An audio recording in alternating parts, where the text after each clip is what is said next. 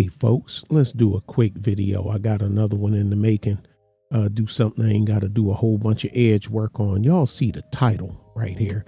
Because man, there are some people out here that really need help.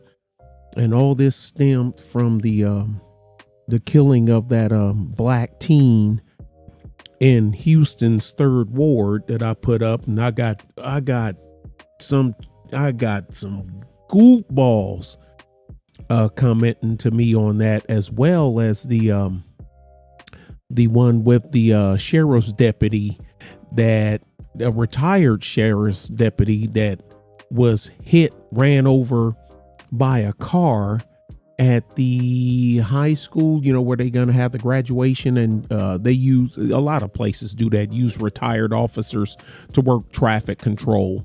So they're not tying up, you know, their regular, too many active duty officers for that. Anyway, I'll cover that here in a second, but let's go ahead and get this out of the way first.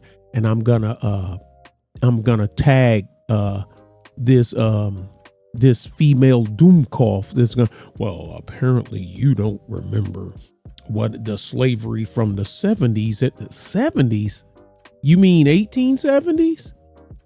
No, I'm the 70s. What? How old are you? That's none of your business. Okay, I was born in the 60s. So if there was American slavery in the 70s, I think I would remember it. I said, okay, again, what decade were you born in? None of your business. Okay, another black chick on some dumb shit. Not because she black and not because she's a she, just because she's dumb. But just like now, the one that I'm going back and forth with over the deputy getting ran over, it's not a she. Looks like a dude. Well, it is a dude. I ain't gonna play that game. But so it's not a she thing or a he thing. It's a stupid thing. Okay, so let's go ahead and go. Now you see what this says. And if you hear YouTube playing in the background, sorry about that. I think my noise gate my compressor. Yeah, I think my compressor is picking it up, but we'll see. Let's go through this right fast. According to the latest global estimates of modern slavery, approximately 50 million people in the world are considered modern day slaves. These estimates, collected by the International Labor Organization, Walk Free, and the International Organization for Migration, now that one I actually knew about, serve as the foundation for Walk Free's flagship report, the Global Slavery Index, which presents national estimates of modern day slavery for 160 countries. The global data report enables anyone to gain insight from the 2023 Global Slavery Index data, allowing you to compare countries and regions for each measurement. These 3 factors considered for the GSI include prevalence rate, which this list is based on, the vulnerability level, and government response. Now, I say if you can count them, you can get them. That's what I've always said. Like when even with our immigration prior to the Orange Man, we have 24 million illegal aliens, and you can draw up a map of throughout the United States where they are. Then if you can count them, you can catch them. Hello.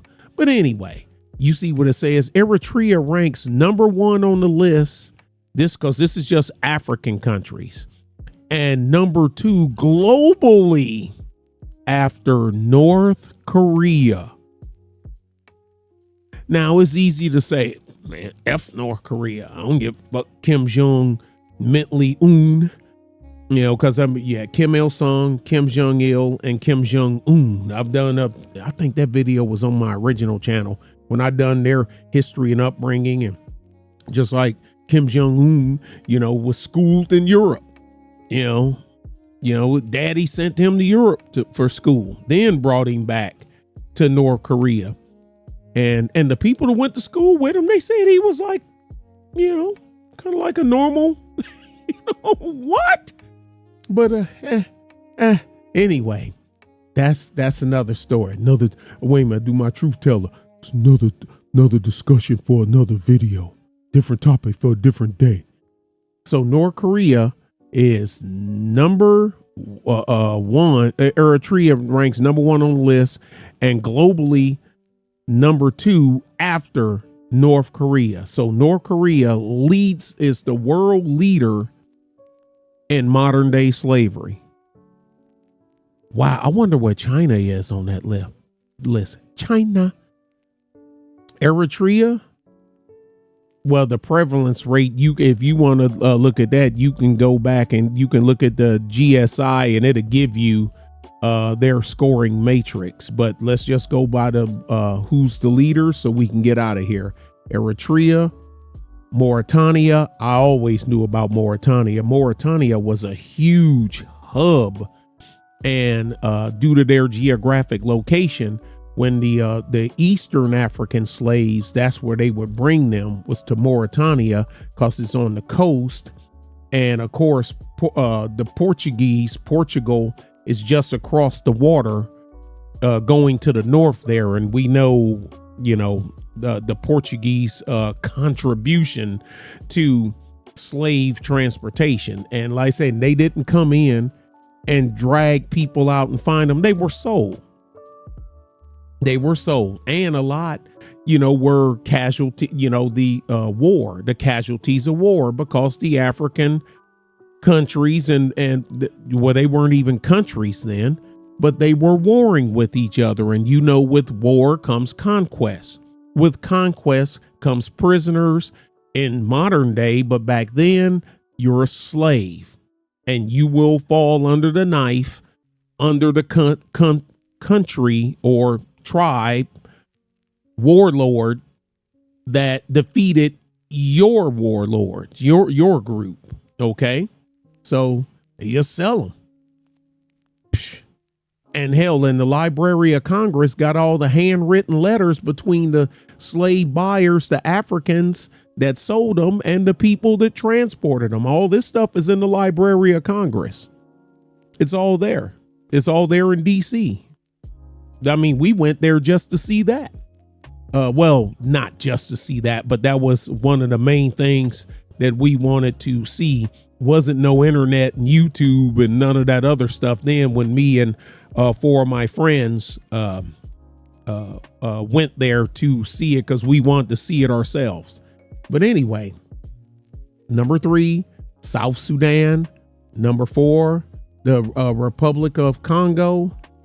Number 5, Equatorial Guinea. Number 6, Nigeria. Number 7, Gabon. Number 8, Burundi. Number 9, I always mispronounce this. Cote d'Ivoire. I always say it wrong, and I've had people say it to me properly, and I still F it up. And then Djibouti. The D is silent. Djibouti. So anyway, this is the guy. That's the senior reporter on this. I don't want to butcher his name. I'll just say Mr. Okafor. Okay, that's it. Y'all see, like I said, 160 countries, national estimates of prevalence per 1,000 people, calculated using individual and country level risk factors. You see it all there. So anyway, to this day, of paved highways, indoor plumbing, internet, and one of the greatest inventions in the world. Well, between, I say the internet, but people say the mobile phone. I mean, that can go either way because they go hand in hand. But I remember having a mobile phone before the internet. Like I said, still no internet, but we had mobile phones, which was pretty good. But anyway, now that's that. Now hold on a second and let me get you the one on homeboy here. that went blink that crashed out literally and ran over a sheriff's deputy. You know what? Matter of fact, I'm gonna make a separate video on that one because I know everybody, not everybody, a lot of people have short attention span. So let me go ahead and end this one, and I'll make the second one right after this one. All right. See you in a minute. Bye.